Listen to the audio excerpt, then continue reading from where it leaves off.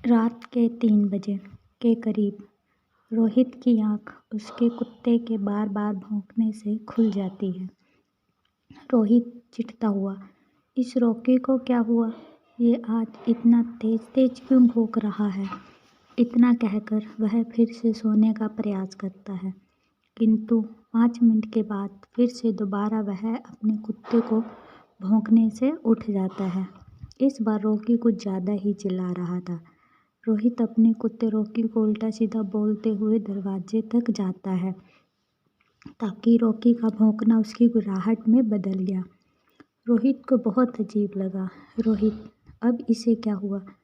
इतना भौंक रहा था, अभी गुर्रा रहा था, ऐसा क्या देख लिया इसने? रोहित हल्के से दरवाजे को खोलता है और आगे की ओर बढ़ता है, जिधर से रॉकी की आवाज़ आ रही थी। अब रॉकी की आवाज़ आनी बंद हो चुकी थी। रोहित टॉर्च की रोशनी से देखता हुआ आगे बढ़ रहा था। तभी उसको एक पेड़ के पीछे, जो कि उसके ही घर के बगीचे में लगा था, वहाँ रॉकी की पूंछ जैसा कुछ दिखाई दिया। रोहित ने थोड़ा सा आगे बढ़कर जैसे ही उस तरफ टॉर्च की लाइट डाली, उसके बदन में एक ठंडी सी सिरहन दौड़ गई। उसका कलेजा मुंह को आ गया। रोहित ने वहाँ जो देखा वो ना तो कोई जानवर था, ना ही कोई इंसान। वो कतई था ही नहीं। वह जो भी था, रॉकी को भंभोर कर खा रहा था। रोहित के टॉर्च की रोशनी जैसे ही उसके ऊपर पड़ी तो उसने रोहित की तरफ देखा। उसकी सुर्ख खून जैसी आंखों को देखकर रोहित वहीं चढ़ गया। उसके मुंह से निकला, हे भगवान, ये क्या बला है? वो जो भी था रॉकी को छोड़कर बगीचे के सामने बनी दीवार पर जा बैठा और रोहित को देखकर वो अपने मुंह पर अपनी जीभ फिराने लगा। रोहित ये सब देखकर इतना घबरा गया कि उसको कुछ न सूझा। वो सीधा अपने घर के गेट की तरफ भागा। रोहित गेट तक पहुंच भी नहीं पाया, तब तक वो दरिंदा एक ही छलांग में उस दीवार से सीधा रोहित के सामने आकर रुका। रोहित कुछ कहता, इससे पहले ही उस दरिंदे ने अपने हाथ को सीधा रोहित के पेट में घुसेड़ दिया और उसकी अंतड़ियों को निकालकर बड़े आराम से चबाने लगा। खट खट खट खट खट। ऊपरी मंजिल से कमरे में बिस्तर पर गहरी नींद में सोया हुआ अंश इस आवाज़ को सुनकर जाग जाता है। सबसे पहले उसकी नज़र पास रखी घड़ी पर पड़ती है। रात के 1 बज रहा होता है। उसके बाद उसकी नज़र पास लेटी उसकी पत्नी कविता पर पड़ती है। कविता गहरी नींद में सोई हुई देखकर अंश बिस्तर से उठता है, अपने बच्चों के रूम में जाकर झांकता है। दोनों बच्चे काम्या और अमर गहरी नींद में सो रहे होते हैं। उन्हें देखकर अंश राहत की सांस ले लेता है।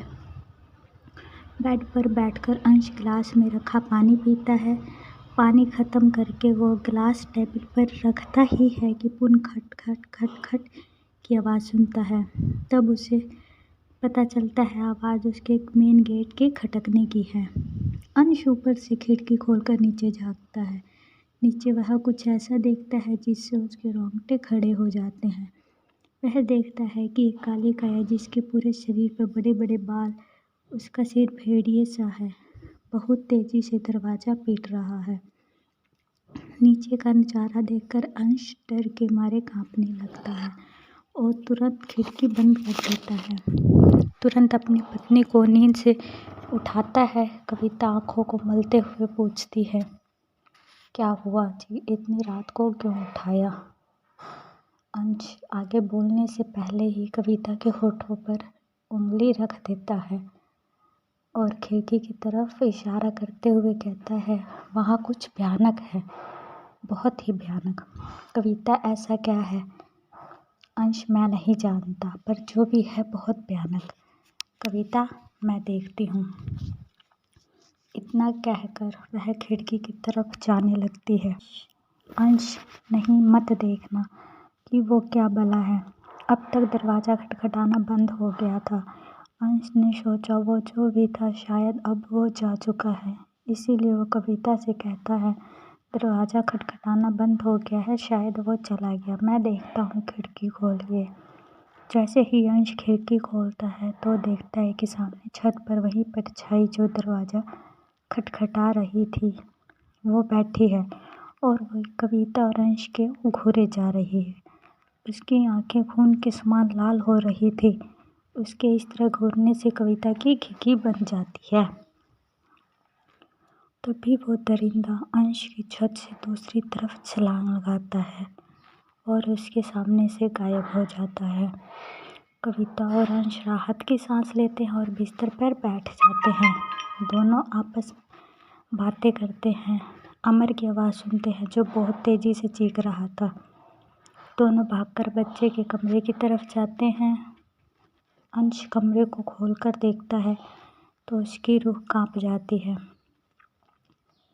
वह देखता है उसकी बेटी काम्या की आधी खाई हुई लाश बिस्तर के नीचे पड़ी है। उस दरिंदर ने अमन के पैर को मुंह दे रखा है। उसकी नाजुक हड्डियों को बड़े आराम से चबा रहा है। दरवाजे की खुलने की आहट से दरिंदे का ध्यान उन दोनों की तरफ जाता है जो लाचार होकर अपने दोनों बच्चों की अधखाई लाशों को देख रहे थे। वो दरिंदा एक छलांग लगाकर दोनों को अपने आगे के पंजों में दबोच लेता है और पूरे घर में दोनों की चीखें गूंजने लगती हैं। सुबह के अखबार में आदमखोर द्वारा एक और परिवार के 4 लोगों को चबाया गया। पुलिस सबूत ढूंढने में नाकाम।